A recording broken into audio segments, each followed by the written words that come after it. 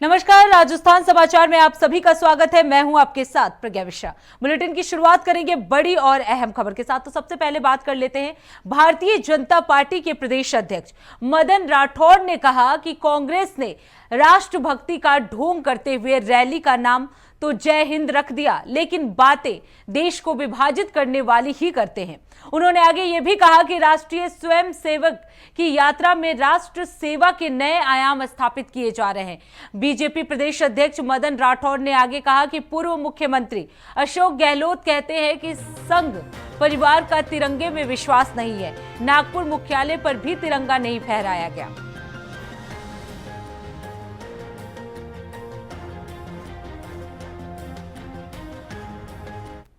मतलब उपचुनाव की कोई घोषणा नहीं हुई है, लेकिन होगी तो हम तो तैयार हैं।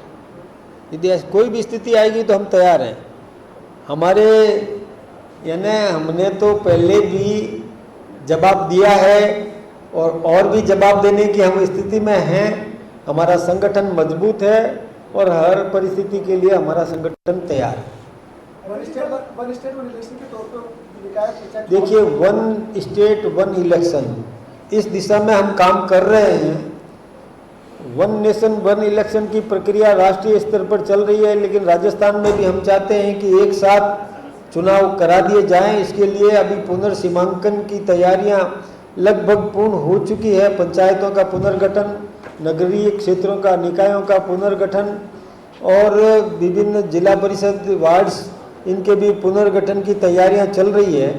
तो पंचायतों का पुनर्गठन होने के बाद इन वार्डों का पुनर्गठन कर दिया जाएगा और उसके बाद में चुनाव प्रक्रिया अपनाई जाएगी। हम चाहते हैं कि एक साथ चुनाव हो जाएं और उसके बाद सब विकास में लगें, ताकि बार बार चुनाव की इस व्यस्तता और आचार संहिता की जो बाधाएं आती है विकास में, वो हमें नहीं मिले। हम ये सब प्रयास पूर्णता की ओर है, पूर्णता की ओर है। कुछ ही समय में ये सब हो जाएगा, फिर चुनाव आयोग इसकी तिथियां घोषित करेगा और चुनाव करवा देगा। संगठन तैयार है? संगठन पूरी तरह से तैयार। संगठन तो हमारा, देखिए, हमने चुनाव जो अभी कराए संगठन के भी, तो वो सारे कार्यकर्ता एकदम उतावले हैं। वो सब तो बुझाएं फड़क रही है कि कब चुनाव आ जाए और हम पूरा जल्दी से जल्दी जीत हासिल कर लें। अब रुक करते हैं अगली खबर की। राजस्थान के बारां जिले में डॉक्टर वैभव चावला की हत्या मामले में सनसनीखेज खुलासा हुआ है। आपको बता दें, सीएससी कोयला में पदस्थ डॉक्टर वैभव चावला की मौत कोई हादसा नहीं, बल्कि उनके दो सहयोगियों की सोची समझी साजिश थी। पुलिस ने दोनों आरोपियों को गिरफ्तार कर लिया है। 18 मई को कोटरी सुडा गांव के पास पार्वती नदी के किनारे एक मोटरसाइकिल, कुछ कपड़े और मोबाइल मिलने से इलाके में सनसनी फैल गई थी। सूचना पर सदर थाना बारां के थाना अधिकारी हीरा लाल पुनिया जाप्ता जो है वो मौके पर पहुंचे। जांच के दौरान नदी से एक शव बरामद हुआ, जिसकी पहचान डॉक्टर वैभव चावला के रूप में हुई थी। आपको बता दें, बारां जिला पुलिस अधीक्षक राजकुमार चौधरी ने इसे लेकर बताया कि प्रथम दृष्टया ये घटना जो है वो संदिग्ध प्रतीत हो रही थी। जब पुलिस ने गहराई से जांच शुरू की तो सच्चाई कुछ और ही निकली। आपको बता दें, सीसीटीवी फुटेज, साइबर सेल की तकनीकी मदद और स्थानीय पूछताछ के जरिए पुलिस इन नतीजे पर पहुंची कि ये कोई हादसा नहीं बल्कि हत्या थी और हत्या करने वाले थे डॉक्टर चावला के दो सहकर्मी। काम करने वाले अशोक वर्मा और शंकरलाल बैरवा के विरुद्ध नामजद मुकदमा था। अचानक साथ में जाना, वहां जाकर के एक एनीकट पे स्नान करना और वहां से वापस इन लोगों का आ जाना, इस सारी बात को उन्होंने गोपनीय रखा। और गए 3 लोग थे, आए 2 लोग, इन्होंने बताया नहीं। तो इस मामले में हत्या के आरोप की पुष्टि हुई। हमारे अनुसंधान अधिकारी जो हैं CO बारां ओमेंद्र जी, उन्होंने तफ्तीश करी और कई तथ्य इस तरीके के सामने आए जो गोपनीय रखते हुए उन लोगों ने इस वारदात को एक षड्यंत्र पूर्वक अंजाम दिया और इसमें अशोक वर्मा और शंकरलाल बैरवा को हत्या के आरोप में गिरफ्तार किया गया। सर, इनके पिताजी के द्वारा कोई आरोप लगाए गए थे 2 अधिकारियों के ऊपर, उनकी भी कोई भूमिका इसमें कोई सामने नहीं? वो अभी अनुसंधान किया जा रहा है। वो अनुसंधान करने से ही ये सारी बात स्पष्ट होगी। अशोक वर्मा और शंकरलाल बैरवा, इनके विरुद्ध अपराध प्रमाणित है। कई तरीके के साक्ष्य आईओ ने एकत्रित किए हैं कि किस तरीके से छुपते छुपाते ये दोनों लोग षड्यंत्र करके डॉक्टर वैभव को साथ लेकर के गए, किस तरीके से वहाँ नहाने का बहाना किया, कुछ शराब वगैरह पिलाई और उसके बाद पानी में डूबो करके हत्या की, ये हमारे अनुसंधान से सामने आया। और वहाँ से छुपते छुपाते ये वापस आ गए। साथ में जाने की बात इन्होंने छुपाई, शराब खरीदने की, नमकीन वगैरह खरीदने की सारी बात छुपाई। अपने मुंह पर ये लोग एक तरीके से मास्क वगैरह लगा करके गए थे और डॉक्टर को जो है वहाँ ले जा करके इस तरीके की वारदात करने के बाद पिता के साथ मिल करके भी रहे, लेकिन पिता को ये सारी बात नहीं बताई कि हम तीनों जने गए थे और यदि कोई दुर्घटना होती तो वो वहीं पर शोर मचाते, मदद की मांग करते। जो सारी परिस्थितिजन्य साक्ष्य है और उन लोगों का जो जिस तरह से वारदात को उन्होंने अंजाम दिया और छुपते छुपाते ये सारा काम किया, इसके पीछे डॉक्टर साहब के साथ में ये लोग काम करते थे। कई दफ़े इनकी अनुपस्थिति दर्ज की गई और कई दफ़े गलत इलाज करने के एवज में जो मृतक डॉक्टर थे वैभव चावला, उन्होंने इनको रोका टोका, तो उसी रंजिश को उन्होंने अपने मन में रखा हुआ था और वहाँ जाकर के षड्यंत्र पूर्वक ये काम उन्होंने किया। शेष अधिकारियों के लिए भी नामजद दिया है, लेकिन उनकी अभी जांच की जाए। अब रुक करते हैं अगली खबर की। जालौर जिले के विशनगढ़ पुलिस थाना ने शादी के नाम पर धोखाधड़ी कर और गहने और लाखों रुपए हड़पने के मामले में कार्रवाई की है। आपको बता दें, इस मामले में कार्रवाई करते हुए एक आरोपी को गिरफ्तार कर लिया गया है। मामला जालौर के एलाना गांव का बताया जा रहा है, जहां पर एक अभियुक्त द्वारा व्यक्ति को अपनी पुत्री के साथ शादी करवाने के नाम पर 700 ग्राम चांदी के गहने और 4,70,000 रुपए धोखाधड़ी की नीयत से छल कपट कर हड़प लिए गए। पीड़ित तेजाराम माली निवासी एलाना ने इस मामले में क्षेत्र के विशनगढ़ पुलिस थाना में आरोपी गुजरात राज्य के जोरापुरा जिला के निवासी के बारे में विरुद्ध जो है वो एफआईआर दर्ज कराया।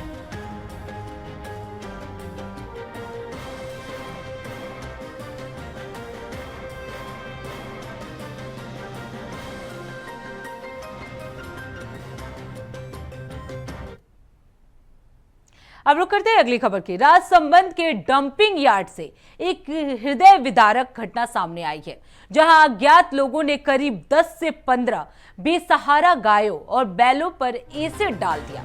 इस क्रूर कृत्य की सूचना मिलने पर गौ भक्तों में गहरा आक्रोश व्याप्त है। जानकारी के अनुसार गौ सेवक दीपिका छिपा और देवली लाल कुमावत को आज कचरा डंपिंग यार्ड पर गायों के साथ हुई अमानवीय घटना की सूचना मिली। मौके पर पहुंचने पर उन्होंने देखा कि लगभग 10 से 15 गायों और बैलों पर बेरहमी से एसिड फेंका गया, जिससे वे दर्द से तड़प रहे थे। मामले में तत्काल कार्रवाई करते हुए दीपक छिपा और अन्य गौ सेवकों ने कड़ी मशक्कत के बाद करीब 5 से 7 गंभीर रूप से घायल गायों को बचा लिया और उन्हें गौशाला में शिफ्ट कर दिया। वर्तमान में इन घायल गोवंश का इलाज चल रहा है।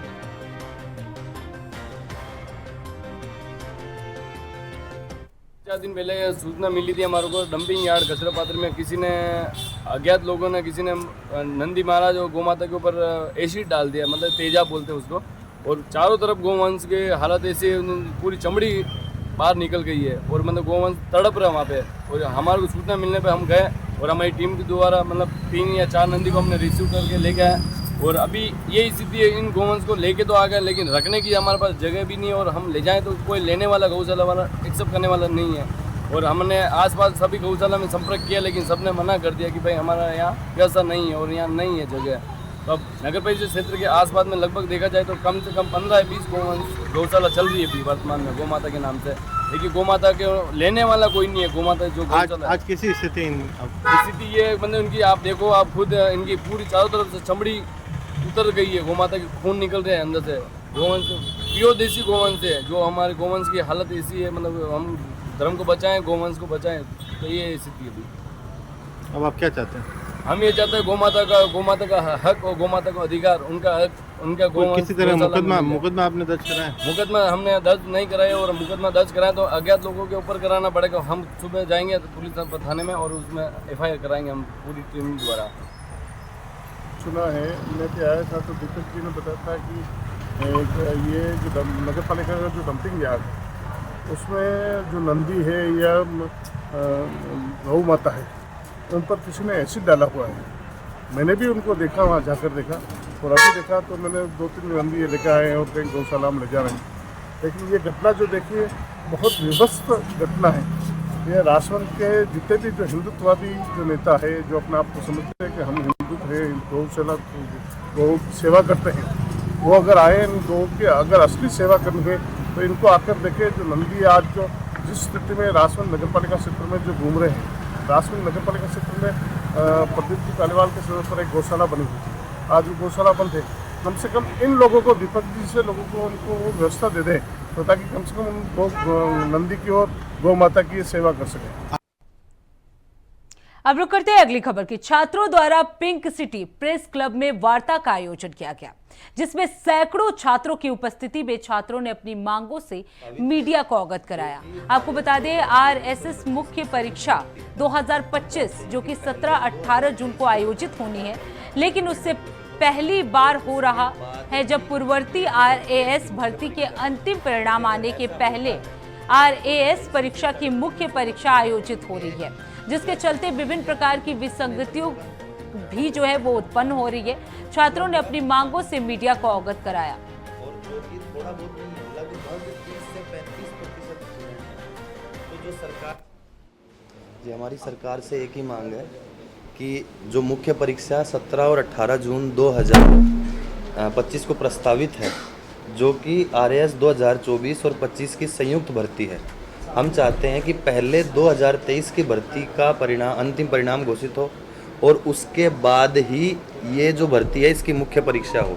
क्योंकि अगर ऐसा होता है तो 250 से 350 पद जो हैं उनके व्यर्थ होने की या उतने बंदों का मतलब स्टूडेंट्स का नुकसान होने का पूरा चांस है। और जो कि थोड़ा बहुत नहीं है, लगभग 30 से 35% स्टूडेंट हैं वो। तो जो सरकार ने वैकेंसी बढ़ाई थी 2024 में 2025 की जोड़ दी गई थी, 25 में देखिए 25 में भर्ती नहीं आने वाली यार इसकी, क्यों 2024 की भर्ती में ही 363 सीटें जोड़ दी गई थी।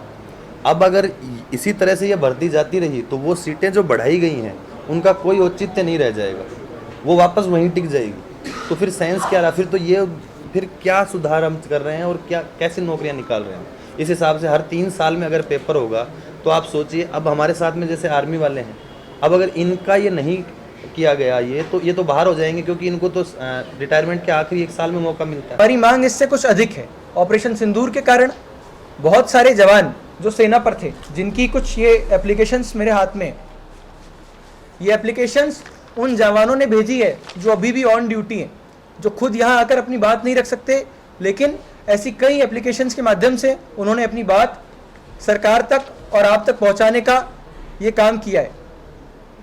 वो जवान जिनकी छुट्टियां कैंसिल हो गई वो अभी भी सीमा पर तैनात हैं, और जो सीमा पर अपने कर्तव्य का पालन कर रहे हैं उनको इस परीक्षा से वंचित रखना कहां तक तर्कसंगत है।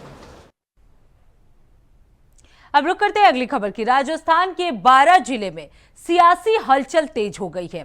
फरार चल रहे पूर्व मंत्री भाया समेत अन्य अपराधियों की गिरफ्तारी को लेकर बीजेपी के प्रतिनिधि मंडल ने जिला पुलिस अधीक्षक से मुलाकात की है। साथ ही बीजेपी जिला अध्यक्ष नरेश सिंह सिकरवाल के नेतृत्व में प्रतिनिधि मंडल ने एसपी को ज्ञापन सौंपते हुए कहा, हाईकोर्ट के निर्देशों के बावजूद फरार अपराधियों की गिरफ्तारी अब तक नहीं हो पाई है। बीजेपी जिला अध्यक्ष नरेश सिकरवाल ने कहा कि हाईकोर्ट ने 10 दिन में पेश होने का आदेश दिया था, लेकिन आज तक कार्रवाई नहीं हुई। पुलिस की निष्क्रियता संदेह के घेरे में है।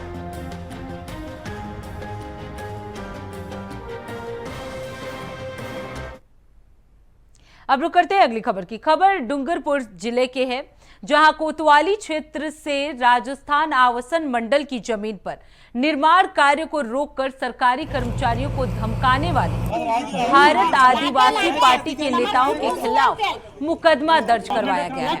आपको बता दें, कोतवाली थाना अधिकारी ने सोमवार देर शाम प्रेस वार्ता जारी कर हिमांशु द्वारा रिपोर्ट दर्ज करवाई गई, जिसमें बताया गया कि राजस्थान आवासन मंडल द्वारा शिवाजी नगर में मकानों के निर्माण कार्य के आदेश जो है वो जारी किए गए हैं, जिसके लिए परियोजना और अभियंता दीपक मीणा सहित राजस्व विभाग की टीम पुलिस विभाग के साथ मौके पर थी। टीम जेसीबी कार्य कर रही थी, तभी वहां पर 10 लोग भूमि पर अवैध रूप से प्रवेश कर गाली गलौज करते हुए आए और कार्य कर रही जेसीबी पर हमला कर चालकों को डराने धमकाने का काम किया, जिसके बाद से उनके खिलाफ मुकदमा दर्ज कर दिया गया।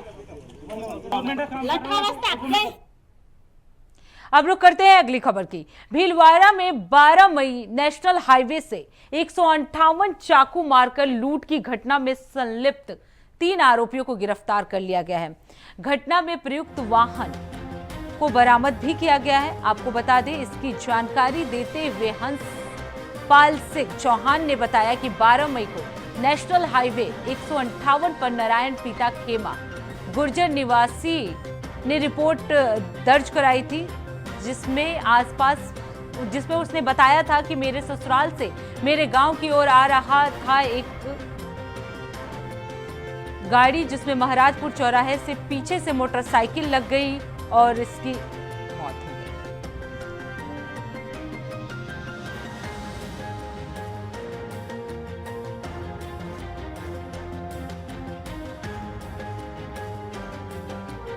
पच्चीस को नारायण पिता खेमा गुजर है, कांवड़ास निवासी।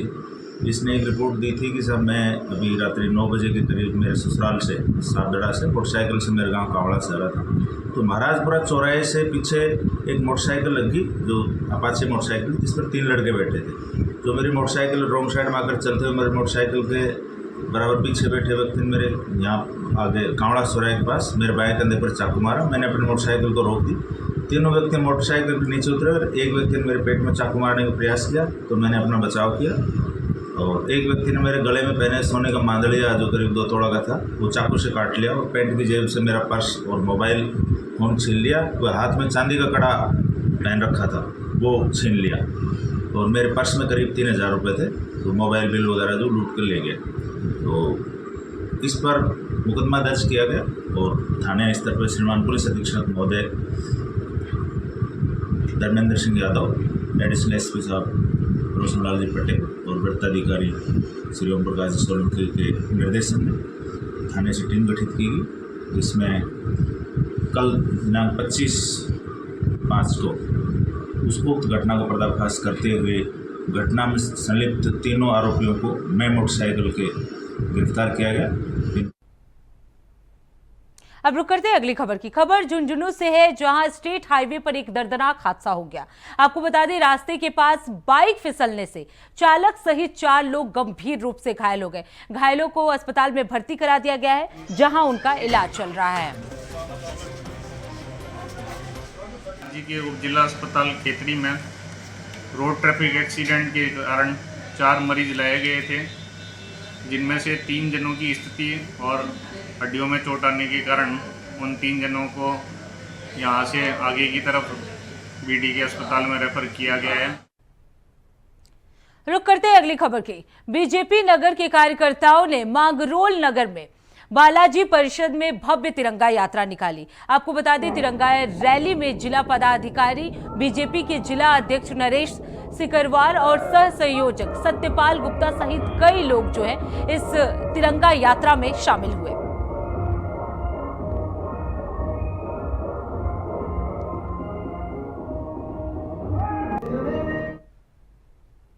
अब रुक करते हैं अगली खबर की। खबर बाड़मेर से है, जहां वीरेंद्र धाम के परिसर में जय हिंद सभा रखी गई। इस सभा में कांग्रेस के वरिष्ठ नेता सचिन पायलट जो है वो शामिल हुए। सचिन पायलट ने बताया कि जय हिंद सभा ये संदेश स्पष्ट करता है कि भारत की रक्षा सेना करती है। उसका साधुवाद करने के लिए जय हिंद सभा जो है वो रखी गई है और देश की सेना का पराक्रम, मान सम्मान बढ़ाने के लिए जनता तक ये संदेश जो है वो पहुंचाया जाएगा। अब रुक करते हैं अगली खबर की। गंगापुर सिटी में भीषण गर्मी के बीच बिजली और पानी की किल्लत से लोग जो है वो काफी परेशान हैं। आपको बता दें, सोमवार को विधायक और प्रतिपक्ष के उपनेता रामकेश मीणा ने प्रेस वार्ता में कहा कि अगर हालात नहीं सुधरे तो बड़ा आंदोलन किया जाएगा। उन्होंने आगे ये भी कहा कि बीजेपी सरकार शहरवासियों को बिजली और पानी उपलब्ध नहीं करा पा रही है। लोग भारी खर्च कर पानी के लिए टैंकर मंगवा रहे हैं। वहीं ग्रामीण इलाकों में कई घंटे तक बिजली भी नहीं रहती है। अधिकारी जो है वो पूरी तरह से लापरवाह हो गए हैं। जनता की कहीं सुनवाई नहीं हो रही है। विधायक मीणा ने आरोप भी लगाया कि बीजेपी सरकार में भ्रष्टाचार जो है वो बढ़ता जा रहा है। इसमें अधिकारी जो है वो भी शामिल हैं। अब रुक करते हैं अगली खबर की। राजस्थान सरकार के शिक्षा मंत्री मदन दिलावर सोमवार को जिले के दौरे पर रहे। इस दौरान उन्होंने ग्राम पंचायत उत्तवन का दौरा कर वहां की व्यवस्थाओं का औचक निरीक्षण किया। आपको बता दें, मंत्री दिलावर ने बोमादड़ा उत्तवन गांव में सफाई के जायजा लिया और संबंधित अधिकारियों को आवश्यक सुधार करने के निर्देश भी दिए। उन्होंने गांव वालों से बातचीत भी की, उनकी समस्याओं को सुना और जल्द ही उसे निस्तारण करने के आदेश भी दिए।